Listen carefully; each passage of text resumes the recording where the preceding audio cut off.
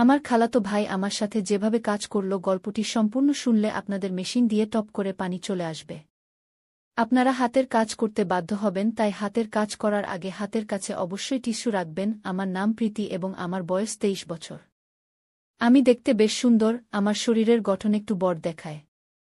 আমার মুখের গঠন আকর্ষণীয়, রং ফর্সা এবং আমার শরীর না খুব পাতলা না খুব মোটা, বরং একদম মাঝারি। আমি গ্রামে থাকি, তাই অন্য গ্রামের মেয়েদের মতো আমিও বেশিরভাগ সময় সালোয়ার স্যুট পরি। আমি শুধুমাত্র 10ম শ্রেণী পর্যন্ত পড়াশোনা করেছি এবং তারপর থেকে বাড়িতেই থাকি। বাইরে থেকে আমাকে খুবই সরল, সাধারণ মেয়ে মনে হতো। আমি ততটা বুদ্ধিমান বা চালাকও ছিলাম না। কিন্তু সত্যি বলতে, আমার জীবনে এমন কিছু দিন এসেছিল যখন আমি আমার সীমা অতিক্রম করেছিলাম। তখন জীবন আমাকে এমন কিছু শিখিয়েছিল যা আমি কখনো ভাবিনি। অনেক আগের কথা, আমি এমন একটি অভিজ্ঞতার মধ্য দিয়ে গিয়েছিলাম যা আমার হৃদয় ও মনের উপর গভীর ছাপ ফেলেছিল। সেই সময় আমার রাহুল খালাতো ভাইয়ের সাথে পরিচয় হয়েছিল। আমার জীবনে তখন অনেক একাকিত্ব ছিল, কিন্তু রাহুল ভাইয়ের সাথে সময় কাটানো আমার ভালো লাগতে শুরু করেছিল। তিনি সবসময় আমার প্রতি যত্নশীল ছিলেন এবং তার উপস্থিতিতে আমার মন হালকা হয়ে যেত। শুরুতে যখন আমি তার সাথে সময় কাটাতাম, তখন শরীরে এক অদ্ভুত চাপ অনুভব করতাম, যেন আমার বিশ্রামের প্রয়োজন। কিন্তু ধীরে ধীরে সবকিছু স্বাভাবিক হতে শুরু করেছিল। আমাদের মধ্যে এমন একটি রুটিন তৈরি হয়ে গিয়েছিল যে, যখনই সুযোগ পেতাম, আমরা দুজন একে অপরের সাথে সময় কাটানোর জন্য ব্যাকুল হয়ে যেতাম। যদিও যখন বাড়িতে অন্য লোকজন থাকত, তখন আমরা একটু ভয় পেতাম যে কেউ যেন আমাদের দেখে না ফেলে। কিন্তু কেউই আমাদের উপর সন্দেহ করত না, কারণ রাহুল ভাইজা আমাকে সবসময় দিদি বলে ডাকতেন। যাই হোক, আমি বয়সে তার থেকে 1 বছরের বড় ছিলাম। সেই সময় শীতকাল ছিল এবং সবাই নিজ নিজ ঘরে থাকত। রাতে সবাই তাড়াতাড়ি নিজ নিজ ঘরে ঘুমাতে চলে যেত। তখন আমি এবং রাহুল ভাইজা আলাদা ঘরে ঘুমাতাম। একদিন রাতে যখন আমি দরজা বন্ধ করে ঘুমাচ্ছিলাম, তখন এমন একটি ঘটনা ঘটেছিল যা আমার জীবনে একটি নতুন অভিজ্ঞতা যোগ করেছিল। ঘটনাটি ছিল এই যে, আমাদের বাড়ির একজন সদস্য, আমার খালা, খুব অসুস্থ হয়ে পড়েছিলেন। এই কারণে আমার মা এবং আমি খালাকে দেখতে তাদের বাড়িতে গিয়েছিলাম। তখন আমাদের পৌঁছে দিতে রাহুল ভাইজা গাড়ি নিয়ে এসেছিলেন। তিনি যখন প্রথমবার আমাকে দেখলেন, তখন বললেন, আপনি তো অনেক বড় হয়ে গেছেন দিদি। তখন আমি একটু হাসলাম। তারপর যখন আমরা গাড়িতে করে খালার বাড়ি যাচ্ছিলাম, তখন সন্ধ্যা 6টা বাজে গিয়েছিল। তখন আমাদের বাড়ি পৌঁছাতে দেরি হয়ে গিয়েছিল, তাই রাস্তায় কিছুটা অন্ধকার হয়ে গিয়েছিল। শীতের দিন ছিল, তাই 6টার মধ্যেই অন্ধকার হয়ে যেত। যখন আমরা বাড়ি পৌঁছালাম, তখন দেখলাম খালু রান্নাঘরে খাবার বানাচ্ছেন আর খালা বিছানায় শুয়ে আছেন। তখন আমার মা রান্নাঘরে গেলেন এবং খালুকে বললেন, যখন এত সমস্যা হচ্ছিল তখন আমাকে আগেই বলে দিলে না, এত কষ্ট নেওয়ার কি দরকার ছিল। পরে মা খাবার বানাতে লাগলেন আর আমি খালার কাছে বসে গেলাম। খালা আমাকে দেখে খুশি হলেন, কিন্তু তার অবস্থা বেশ খারাপ লাগছিল। কিছুক্ষণ পরে আমার মা খালাকে খাবার দিলেন এবং নিজের হাতে খাওয়ালেন। ঠিক সেই সময় রাহুল ভাইজা আমাকে ডাকলেন। তখন আমি তার দিকে তাকালাম এবং জিজ্ঞেস করলাম, কি হয়েছে ভাইজা? তিনি আমার দিকেই তাকিয়েছিলেন, যেন কিছু বলতে চাইছেন। তার কথাগুলো পরে আমাকে একটি নতুন অভিজ্ঞতা দিয়েছিল। রাতের খাবারের সময় যখন হল, আমি ঘরে গেলাম যেখানে রাহুল ভাইয়া খাবার খাচ্ছিলেন। তিনি আমাকে দেখেই বললেন, দিদি আসুন, একসাথে খাবার খাই। আমি না করে বললাম, না ভাইজা, আপনি আগে খান, আমি পরে খাব। কিন্তু তিনি জোর করে আমাকে বসালেন। আমিও ক্ষুধার্ত ছিলাম, তাই বেশি আপত্তি করিনি এবং আমরা দুজন একসাথে বসে খাবার খেতে লাগলাম। তখন আমরা দুজন খুব মজা করে খাবার খেলাম, কারণ খাবার আমরা একসাথে এনেছিলাম। খাবার শেষ হওয়ার পর আমি আমার মায়ের ঘরে ঘুমাতে যাচ্ছিলাম। ঠিক তখন রাহুল ভাইজা বললেন, দিদি যদি আপনার খারাপ না লাগে তাহলে আপনি এখানে আমার ঘরেই ঘুমিয়ে যান। তার এই কথা শুনে আমি হতবাক হয়ে গেলাম এবং বললাম, না ভাইজা, আমি মায়ের সাথে ঘুমাব। কিন্তু তখন বারবার তিনি আমাকে অনুরোধ করতে লাগলেন। শেষ পর্যন্ত আমি রাজি হয়ে গেলাম, ঠিক আছে, আমি এখানে ঘুমাব, কিন্তু আগে মাকে বলে দিতে চাই যে আমি আপনার ঘরে ঘুমাচ্ছি। এতে রাহুল ভাইজা নিজেই গিয়ে মাকে বললেন যে আমি তার ঘরে ঘুমাচ্ছি। এদিকে আমি আমার সালোয়ার কুর্তা বদলে ফেললাম, কারণ আমার কাপড় কিছুটা টাইট ছিল। যখন রাহুল ভাইজা আমাকে নতুন কাপড়ে দেখলেন, তখন হেসে বললেন, দিদি আপনি এই ড্রেসে অসাধারণ দেখাচ্ছেন, আপনি এত সুন্দর কেন? তখন আমি কিছু বললাম না, শুধু হেসে কথা বদলে দিলাম। পরে আমি চাদর গায়ে দিলাম এবং বিছানায় বসে গেলাম। রাহুল ভাইজাও তার ঘুমের ব্যবস্থা নিচে মেঝেতে করতে লাগলেন। তখন আমি বললাম, ভাইজা বিছানায় ঘুমিয়ে যান, এখানে যথেষ্ট জায়গা আছে। আমার কথা শুনে রাহুল ভাইজাও চাদর গায়ে দিয়ে আমার পাশে বসে গেলেন। রাহুল ভাইজা খুব হাসি খুশি এবং মজার মানুষ ছিলেন। তিনি মজার মজার কথা বলে আমাকে অনেকক্ষণ হাসালেন। কথা বলতে বলতে কখন রাত 12টা বেজে গেছে টেরও পাইনি আর কখন ঘুমিয়ে পড়লাম। সকালে যখন ঘুম ভাঙল দেখলাম রাহুল ভাইজা আমার চুল নিয়ে খেলছেন। আমাকে জেগে থাকতে দেখে তিনি হেসে বললেন, গুড মর্নিং দিদি, কেমন আছো? আমিও হেসে বললাম, খুব ভালো ভাইয়া কি। তারপর আমরা দুজনেই চাদরের নিচে বসে গল্প করতে লাগলাম। ঠিক তখনই মা আমাদের জন্য গরম গরম চা নিয়ে এলেন। সকালটা ছিল খুব ঠান্ডা, তাই চাদরে মুড়িয়ে চা খাওয়া ভালো লাগছিল। রাহুল ভাইজা বারবার আমার দিকে তাকাচ্ছিলেন। আমি হেসে জিজ্ঞেস করলাম, কি ভাইজা, এভাবে কেন তাকিয়ে আছো? তিনি মজা করে বললেন, তোমার চোখগুলো খুব বড় আর সুন্দর। সত্যি বলছি দিদি, তোমার চোখে তাকালে মন খুশি হয়ে যায়। তখন আমি মজা করে বললাম, সকালে যখন আমি ঘুমাচ্ছিলাম তখন তুমি কি করছিলে? তিনি একটু হেসে বললেন, কিছু না দিদি, তোমার চুল ঠিক করছিলাম গু। রাহুল ভাইয়া দেখতে বেশ সুন্দর ছিলেন। তার মুখে তখনও দাড়িগোঁফ ওঠেনি, মুখটা ছিল খুব পরিষ্কার। আমার তুলনায় তার উচ্চতা একটু কম ছিল, কিন্তু তার কিছু আচরণ আমাকে মাঝে মাঝে অবাক করে দিত। সকালের সময়টা একটু ব্যস্ত ছিল। মা ঘরের কাজে ব্যস্ত ছিলেন আর খালু কাজে যাওয়ার জন্য প্রস্তুত হচ্ছিলেন। তখন আমিও মায়ের সাহায্য করতে লাগলাম। এর মধ্যে খালু খাবার প্যাক করে কাজে চলে গেলেন। আমার প্রতিদিন সকালে গোসল করার অভ্যাস ছিল, তাই আজও গোসল করতে বাথরুমের দিকে গেলাম। আমি জানতাম না যে রাহুল ভাইজাও তখন গোসল করছেন। বাথরুমের দরজা খুলতেই আমি লজ্জায় লাল হয়ে গেলাম আর দ্রুত আমার ঘরে ছুটে এলাম। রাহুল ভাইজা তখন গোসল করছিলেন, তার মুখে সাবুন লাগানো ছিল, তাই তিনি আমাকে দেখতেই পাননি। কিন্তু আমি এত বেশি লজ্জা পেয়ে গেলাম যে সেই দৃশ্য বারবার আমার মাথায় ঘুরতে লাগল। ঘরে বসে আমি নিজের চিন্তায় ডুবে গেলাম আর আস্তে আস্তে হাসতে লাগলাম গু। এর মধ্যে রাহুল ভাইজা গোসল করে ঘরে এলেন। আমাকে একা হাসতে দেখে মজা করে বললেন, কি ব্যাপার দিদি, আজ তো খুব খুশি লাগছে। তার কথা শুনে আমি একটু চুপ করে গেলাম আর বললাম, না ভাইজা, এমন কিছু না, এমনি হাসছিলাম। রাহুল ভাইজা মোবাইল নিয়ে পাশে এসে বসে বললেন, সত্যি সত্যি বলো দিদি, কি ভাবছিলে যে এত হাসি পাচ্ছিল? তখন আমি হেসে বললাম, না ভাইজা, কিছুই না। কিন্তু রাহুল ভাইজা জিদ ধরলেন, না দিদি, বলো না। না বললে আমি ভুল বুঝব। তখন আমি বললাম, প্লিজ ভাইজা, এই কথাটা এখানেই শেষ করো। এতে ভাবার কিছু নেই কি। তারপর আমি দ্রুত উঠে গোসল করতে চলে গেলাম। গোসলের পর আমি ঘরে ফিরে এলাম আর মজা করে ইচ্ছে করে একটু পানি রাহুল ভাইয়ার দিকে ছুড়ে দিলাম। এটা দেখে রাহুল ভাইজা হঠাৎ উঠে দাঁড়ালেন আর আমার চুল ধরে আমাকে বিছানায় বসিয়ে দিলেন। তার এই আচরণ দেখে আমার রাগ হয়ে গেল। আমি রেগে বললাম, এটা কি করছো ভাইজা? আর রাগে তার হাত ঝাঁকিয়ে দিলাম। এরপর রাহুল ভাইজা কিছু না বলে চুপচাপ ঘর থেকে বেরিয়ে গেলেন। তার এই ব্যবহার দেখে আমিও অবাক হয়ে গেলাম। নিজের উপর আফসোস হতে লাগল যে হয়তো আমার এটা করা উচিত ছিল না। তারপর দ্রুত আমি আমার চুল ঠিক করে মায়ের কাছে চলে গেলাম। খালু খালার যত্ন নিচ্ছিলেন, তাকে ওষুধ দিচ্ছিলেন আর খাবার তৈরি করছিলেন। ঠিক তখনই খালা আমাকে বললেন, যাও রাহুলকে ডেকে আনো, গরম গরম খাবার খেতে বলো, নইলে ঠান্ডা হয়ে যাবে গু। আমি জানতাম রাহুল ভাইজা আমার উপর রাগ করেছেন। তাকে ডাকতে গিয়ে দেখলাম তিনি ছাদে বসে ফোন দেখছেন। আমি ডাকলাম, ভাইজা নিচে এসো, মা ডাকছেন, খাবার খেয়ে নাও। কিন্তু তিনি কোনো উত্তর দিলেন না। তখন আমি আরও কাছে গিয়ে বললাম, প্লিজ ভাইজা, আমার উপর রাগ করো না। আমার ভুল হয়ে গেছে, আমি ক্ষমা চাইছি গু। তবুও তিনি আমার দিকে তাকালেন না, ফোন দেখতে থাকলেন। তখন আমি তার হাত ধরে বললাম, ভাইজা, ভুল শুধু আমার না, তুমিও তো আমার চুল টেনেছিলে, তাই আমার রাগ হয়েছিল। এখন এত রাগ করো না গে। তখন আমার চোখে পানি চলে এল আর কাঁদতে কাঁদতে বললাম, ভাইজা প্লিজ এত রাগ করো না। যদি আমার ভুল হয় তবে আমাকে এক না দুটা চড় মারো, কিন্তু এভাবে চুপ করে থাকো না গি। আমাকে কাঁদতে দেখে রাহুল ভাইয়ার রাগ একটু ঠান্ডা হল। তিনি আস্তে বললেন, ঠিক আছে, কাঁদো না। কিন্তু তোমার আমার উপর হাত তোলা উচিত হয়নি। যাই হোক, ছেড়ে দাও, চলো খাবার খেয়ে নিই গু। তখন আমি বললাম, প্রথমে এটা বলো যে তুমি আমাকে মাফ করে দিয়েছ। তখন তিনি হেসে বললেন, আরে অনেক হয়েছে, এখন চুপ করো, নইলে আমাকে আরও বেশি ক্ষমা চাইতে হবে গু। তারপর আমরা দুজন নিচে গিয়ে খাবার খেতে বসলাম। খালু আর খালা আগেই খেয়ে ফেলেছিলেন। মা রান্নাঘরের কাজ শেষ করছিলেন।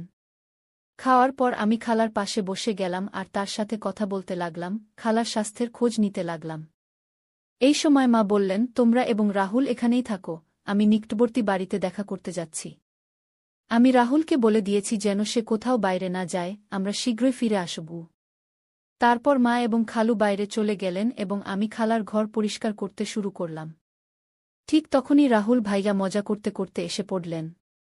আমি তাকে বললাম, ভাইজা, দয়া করে আমার জন্য কিছু এনে দাও। তিনি হেসে বললেন, বলো দিদি, কি চাও?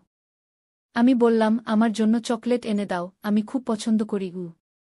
রাহুল ভাইজা হেসে বললেন, ঠিক আছে, তুমি ঘর পরিষ্কার করো, আমি চকলেট নিয়ে আসছি। রাহুল ভাইয়া চকলেট নিতে চলে গেলেন এবং আমি ঘর পরিষ্কার করতে লাগলাম। যখন আমি খালার আলমারি খুললাম, তখন সেখানে মেকআপের জিনিসপত্র রাখা দেখলাম। সাজগোজ করার আমারও খুব শখ ছিল, তাই আমি খালার মেকআপ ব্যবহার করা শুরু করলাম। তারপর আমি খালার ঝুমকি এবং গয়না পরলাম এবং আলমারি থেকে লাল শাড়ি বের করলাম। যখন রাহুল ভাইরা চকলেট নিয়ে ফিরে এলেন, তখন আমি সম্পূর্ণরূপে সেজেগুজে নতুন বধূর মতো প্রস্তুত হয়ে গিয়েছিলাম। তখন আমি চুল খুলে রেখেছিলাম, লিপস্টিক লাগিয়েছিলাম এবং হাতে চুড়িও পরেছিলাম। তিনি ঘরে ঢুকেই আমাকে এই রূপে দেখে হতবাক হয়ে গেলেন। তার মুখ দিয়ে শুধু এটাই বেরিয়ে এল, দিদি, তুমি তো অসাধারণ দেখাচ্ছ। তারপর আমি তার কাছ থেকে চকলেট নিলাম এবং বিছানায় বসে খেতে লাগলাম। রাহুল ভাইজাও পাশে বসে গেলেন এবং তখন তার চোখ আমার দিক থেকে সরছিল না। তখন আমি বললাম, ভাইজা, এত করে দেখো না, আমার অস্বস্তি লাগছে। রাহুল ভাইজা হেসে বললেন, কি করি দিদি, তোমার দিক থেকে চোখ সরতেই চায় না। তুমি শাড়িতে এত সুন্দর দেখাচ্ছ যে মনে হচ্ছে কোনো পরী। তারপর মজা করে বললেন, ইচ্ছে করছে তোমাকে আমার বউ বানিয়ে ফেলি। আমি বুঝতে পারছিলাম যে সেই মুহূর্তে তার মনের মধ্যে কি চলছিল, কিন্তু আমি হালকা হাসির সাথে কথা অন্য দিকে ঘুরিয়ে দিলাম। মজা করে বললাম, তাহলে দাঁড়িয়ে রইলে কেন? বলো, আমাকে বউ বানিয়ে কি করবে? তখন রাহুল ভাইজা একটু হেসে বললেন, রেখে দাও দিদি, আমি জানি তুমি ইচ্ছে করেই এটা জিজ্ঞাসা করছো। তখন আমি বললাম, তাহলে কি তুমি তোমার দিদির সুযোগ নিতে চাও? যদি মা জানতে পারেন তাহলে কি হবে? তখন রাহুল ভাইজা বললেন, দিদি, এত চিন্তা করো না, আমরা তো বাড়িতেই আছি এবং কেউ জানতেও পারবে না। তুমি শুধু একবার হ্যাঁ বলে দাও, আমি সব সামলিয়ে নেব। তখন আমি হেসে বললাম, তাহলে আগে বলো, তুমি এসব শাড়ি দেখে বলছো নাকি আগে থেকেই এমন ভাবছিলে? রাহুল ভাইজা হেসে বললেন, সত্যি বলতে, তুমি যেদিন থেকে এসেছ সেদিন থেকেই এমন লাগছে। যদি তুমি একবার রাজি হয়ে যাও তাহলে সব সহজ হয়ে যাবে। তখন আমি মজা করে বললাম, ঠিক আছে, যখন তুমি চাইবে আমি তোমার কথা মানব। কিন্তু তোমাকে তোমার দায়িত্ব ঠিকভাবে পালন করতে হবে। এতে ভাইয়া খুব খুশি হয়ে বললেন, থ্যাঙ্কস দিদি। আমি জানতাম তুমি আমাকে না বলবে না। তুমি সত্যিই সেরা। আমি বললাম, দাঁড়াও, এত প্রশংসা করার দরকার নেই। আর সন্ধ্যায় আমার জন্য আরও চকলেট আনতে ভুলো না। তখন রাহুল ভাইজা বললেন, ঠিক আছে দিদি, 1 মিনিট অপেক্ষা করো, আমি আসছি। যখন তিনি বাইরে চলে গেলেন তখন আমি একটু অস্বস্তি বোধ করলাম। যখন তিনি ফিরে এলেন তখন আমি বললাম, রাহুল ভাইজা, এই মুহূর্তে আমি একটু সমস্যায় আছি। সন্ধ্যায় এই বিষয়ে কথা বলব। কিন্তু রাহুল ভাইজা আমার কথা মানতে রাজি ছিলেন না। তিনি শান্ত স্বরে বললেন, দিদি, এত চিন্তা কেন করছ? ভয়ের কিছু নেই, সব ঠিক হয়ে যাবে। যদি তোমার অস্বস্তি হয় তাহলে চোখ বন্ধ করে নাও। তখন আমি চোখ বন্ধ করে নিলাম এবং রাহুল ভাইজা আমাকে তখনই সেই মুহূর্তে। ঠিক তখনই দরজায় হঠাৎ করাঘাত শোনা গেল, যাতে আমরা দুজনেই ভয় পেয়ে গেলাম। তখন রাহুল ভাইজা বললেন, দিদি, সমস্যা তো এই রাতের অপেক্ষায় আছে। প্রতিটি মিনিট ঘন্টার মতো লাগছে। ঠিক তখনই মা ডাক দিলেন, তোমাদের ভাইবোনের কথা শেষ হয়ে গেছে? তাহলে একটু কাজে হাত বাড়াও। মায়ের কথা শুনেই আমি উঠে যেতে লাগলাম, আর যেতে যেতে মজা করে বললাম, রাহুল ভাইজা, মনে রাখবে, যদি চকলেট না পাই তাহলে আমিও কিছু দেব না। এরপর আমি রান্নাঘরে চলে গেলাম। এই সময়ে খালুও বাড়ি ফিরে এসেছিলেন। তখন আমি তাদের খাবার পরিবেশন করলাম। খালা খুব ক্লান্ত ছিলেন, তিনি আমাদের সাথে কিছুক্ষণ বসে কথা বললেন, তারপর দ্রুত ঘুমিয়ে পড়লেন। মা খালাকে খাওয়াচ্ছিলেন আর ওষুধ দিচ্ছিলেন। আমিও আমার খাবার খেয়ে নিলাম আর সময় কাটানোর জন্য টিভি দেখতে লাগলাম। শীতের মৌসুম হওয়ায় আমরা দ্রুত বিছানায় চলে গেলাম, কিন্তু মা তখনও তার কাজে ব্যস্ত ছিলেন। তখন আমি খালার ঘরে গিয়ে বসে ফোনে ব্যস্ত হয়ে গেলাম। এতটাই মগ্ন ছিলাম যে বুঝতেই পারিনি কখন রাহুল খাবার খেয়ে তার ঘরে চলে গেল এবং আমার জন্য অপেক্ষা করছিল। আমি আমার নিয়মিত সিরিয়াল দেখতে ব্যস্ত ছিলাম। যখন আমি না গেলাম তখন রাহুল ভাইজা নিজেই আমাকে ডাকতে এলেন। ঘরে এসে ভাইজা বললেন, দিদি এসো, আমি তোমার জন্য অনেকক্ষণ থেকে অপেক্ষা করছি গু। ঠিক তখনই মা বললেন, কোনো সমস্যা নেই, যদি তুমি একা ঘুমাতে চাও তাহলে ঘুমিয়ে পড়ো। তোমার দিদি আমার সাথে ঘুমাবে গি। মায়ের কথা শুনে ভাইয়া দ্রুত বললেন, না না, আমরা শুধু কথা বলছিলাম। যাই হোক, কয়েকদিন পর তোমরা চলে যাবে, তখন কখন দেখা হবে কে জানে। আর দিদির সাথে খেলতে পারবু। তখন আমি মাকে আশ্বস্ত করে বললাম, মা, ভাইজা ঠিক বলছে গি। এরপর মা বললেন, ঠিক আছে, যেমন তোমরা চাও গি, এবং আমরা ঘরে চলে গেলাম। ঘরে যেতেই রাহুল ভাইজা দ্রুত দরজা বন্ধ করে দিলেন। তখন আমি বুঝে গেলাম যে ভাইজা আর অপেক্ষা করতে পারছেন না। কিন্তু তখনও মা আর খালু জেগেছিলেন, তাই আমি বললাম, ভাইজা একটু রাখো, সবাই ঘুমিয়ে পড়ুক, তারপর কথা বলবো। যদি কেউ আমার কথা শুনে ফেলে তাহলে সমস্যা হবে গু। ভাইজা বললেন, দিদি আর অপেক্ষা করা যায় না গি। ঠিক তখনই আমার চকলেটের কথা মনে পড়ল। আমি বললাম, ঠিক আছে ভাইয়া, কিন্তু আগে আমার চকলেট দাও। ভাইয়া তাড়াতাড়ি পকেট থেকে চকলেট বের করে দিলেন। এরপর আমি চকলেট খেতে লাগলাম আর ভাইজা পারফিউম লাগাতে লাগলেন। শুরুতে আমরা মজায় একটু একটু ঠাট্টাতামাশা করতে লাগলাম, এতে আমাদের মধ্যে মজার ঝগড়া শুরু হয়ে গেল। আমরা বিছানায় লাফাতে লাগলাম, কারণ আমাদের বয়স তখনও ছোট বাচ্চাদের মতো ছিল। ঠিক তখনই মা চিৎকার করে বললেন, প্রীতি, অনেক হয়েছে, এখন ঘুমিয়ে পড়ো, কারণ বিছানার শব্দ তাদের ঘর পর্যন্ত পৌঁছাচ্ছিল। এরপর রাহুল ভাইজা তাড়াতাড়ি মেঝেতে বিছানা পেতে দিলেন, যাতে শব্দ বন্ধ হয়ে যায়। তারপর রাহুল ভাইজা আমাকে রাত ৩টা বাজে পর্যন্ত ঘুমাতে দেওয়া হয়নি। সকালে যখন আমাদের চোখ খুল, তখন মা দরজায় কড়া নাড়ছিলেন। আমি বিছানায় ছিলাম কিন্তু উঠতে পারছিলাম না, তাই রাহুল ভাইজা আমাকে তুলে বিছানায় বসিয়ে দিলেন এবং নিজে দরজা খুলতে গেলেন। তখন মা আমাদের জন্য চা নিয়ে এলেন। আমাকে দেখে তিনি বললেন, আমি বলেছিলাম প্রীতি, সময়মতো ঘুমিয়ে পড়ো। এখন দেখো তোমার চোখ কত লাল হয়ে গেছে। আমার চোখ তখন সত্যিই লাল হয়ে গিয়েছিল। আমি কিছু না বলে চা পান শুরু করলাম, এমনকি মুখও ধুইনি, কারণ পুরো শরীর ব্যথায় ভেঙে পড়ছিল। মা চা রেখে চলে গেলেন। রাহুল ভাইজা যখন ঘরে এলেন, আমি রাগ করে বললাম, ভাইজা, আমি বলেছিলাম অল্প সময়ের জন্য, কিন্তু তুমি আমার কথা মানোনি। এখন দেখো আমার শরীর কত ক্লান্ত। আমি ঠিকভাবে দাঁড়াতেও পারছি না। যদি মা জিজ্ঞেস করেন আমি কি বলবো? তখন রাহুল ভাইয়া দ্রুত উত্তর দিলেন, দিদি, চিন্তা করো না। আমি মেডিকেল স্টোর থেকে ওষুধ নিয়ে আসছি। তা খেলে তোমার শরীর ঠিক হয়ে যাবে গু। এরপর আমি টানা ৪-৫ দিন ভাইয়াকে কাছে আসতে দিইনি। কিন্তু তার উৎসাহ কমেনি। সে প্রতিদিন আমার আশেপাশে ঘুরে বেড়াত এবং নিয়মিত চকলেট নিয়ে আসত। ভাইজা আমার সব কাজ করে দিত, আর আমি যা চাইতাম সে হাসতে হাসতে তা করে দিত। তাই আমিও এর মজা নিতে শুরু করলাম। কখনো তার কাছ থেকে পায়ের ম্যাসাজ করিয়ে নিতাম, কখনো মাথার ম্যাসাজ। মজায় কখনো হালকা করে মারতাম আর সারাদিন তার ফোনে সিরিয়াল দেখতাম। ৪-৫ দিন পর ভাইয়ার আচরণ বদলে গেল, তাই আমি তাকে বেশি কিছু বলিনি। একদিন আমরা দুপুরে বাড়িতে একা ছিলাম এবং অনেক মজা করলাম। সে দিন বাড়িতে কেউ ছিল না। ভাইজা আমাকে সারাদিন কোথাও বসতে দেয়নি, সবসময় নিজের কাছেই রাখত। এই ঘটনার পর আমি আর ভাইজা খুব সাধারণ হয়ে গেলাম। যখনই তার ইচ্ছা হতো সে আমাকে ঘরে ডাকত, আর আমি এখন এর অভ্যাসও করে ফেলেছিলাম। আমরা সেই দিনগুলোর পুরো মজা নিলাম। কিন্তু জীবনে প্রতিটি ভালো সময়ের পর একটি খারাপ সময়ও আসে, আর এই খারাপ সময়ও ভাইয়ার কারণেই এল। আসলে ২-০ দিন পর আমাদের গ্রামে ফিরতে হতো, কারণ এখন খালা বেশ সুস্থ হয়ে গিয়েছিলেন এবং আমরা সেখানে অনেক দিন হয়ে গিয়েছিলাম। তখন মা হঠাৎ ফেরার সিদ্ধান্ত নিলেন এবং বাবাকে কিছুই বলেননি। আমি আর ভাইজা যখন এটা শুনলাম, আমাদের একদম ভালো লাগল না। তখন ভাইজা বলল, দিদি, যাওয়ার আগে শেষবার একটু সময় দাও। কে জানে আবার কখন দেখা হবে। তখন ভেতর থেকে আমিও প্রস্তুত ছিলাম। কিন্তু সে দিন বাড়িতে সবাই ছিল, এমনকি খালু আজ বাড়িতেই ছিলেন। তখন খালু মাকে বললেন, দিদি, আজ থাকো। আমি কাল তোমাকে বাস স্ট্যান্ড পর্যন্ত ছেড়ে দেব। এটা শুনে আমি একটু খুশি হলাম, কারণ আমাদের কাছে এক রাত ছিল। তখন শেষ পর্যন্ত মাও রাজি হলেন। এরপর আমরা খুবই অধৈর্য হয়ে রাতের অপেক্ষা করতে লাগলাম।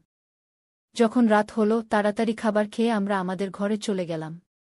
তখন আমরা এতই অস্তর্ক হয়ে গিয়েছিলাম যে দরজাও ঠিকমতো বন্ধ করিনি। তখন অল্প সময়ের মধ্যেই হঠাৎ খালু এসে আমাদের সেই অবস্থায় দেখে ফেললেন। আমি ভয়ে কাঁপতে লাগলাম এবং সঙ্গে সঙ্গে সেখান থেকে সরে গেলাম। খালু তখন খুব রেগে গিয়েছিলেন, কিন্তু তিনি ধৈর্য ধরে পুরো পরিস্থিতি সামলে নিলেন। তিনি আমাদের উপর রাগ না করে আমাদের ভুলগুলো বোঝালেন এবং সেদিন আমাকে একটি বড় শিক্ষা দিলেন। তখন খালুর ভালোবাসা আর সহযোগিতায় আমরা পরিস্থিতি সামলে নিলাম। এরপর থেকে আমি আমার ভুলগুলো থেকে অনেক কিছু শিখেছি। সেই ঘটনার পর আমি কখনো এমন কিছু করিনি যাতে আমার পরিবারকে লজ্জিত হতে হয়। তাই বন্ধুরা, আমাদের জীবনে ভুল হতে পারে, কিন্তু সেগুলো থেকে শেখাটাই সবচেয়ে গুরুত্বপূর্ণ। যদি আপনার জীবনে কখনো এমন পরিস্থিতি আসে, তা সামলানোর চেষ্টা করুন এবং পরিবারের সাথে সবসময় খোলামেলা কথা বলুন। এই গল্প আমাদের শেখায় যে কোনো সম্পর্কেই সীমারেখা থাকা গুরুত্বপূর্ণ। অতিরিক্ত ঘনিষ্ঠতা কখনো কখনো ভুল বোঝাবুঝির কারণ হতে পারে। তাই আমাদের সবসময় নিজের এবং অন্যের সুবিধাকে প্রাধান্য দিতে হবে। পরিবারের পরিবেশ আর সম্পর্কের সম্মান করা খুবই গুরুত্বপূর্ণ। দরজা বন্ধ না করার ঘটনা একটি ছোট ভুল ছিল, কিন্তু এটি বড় সমস্যা তৈরি করেছিল।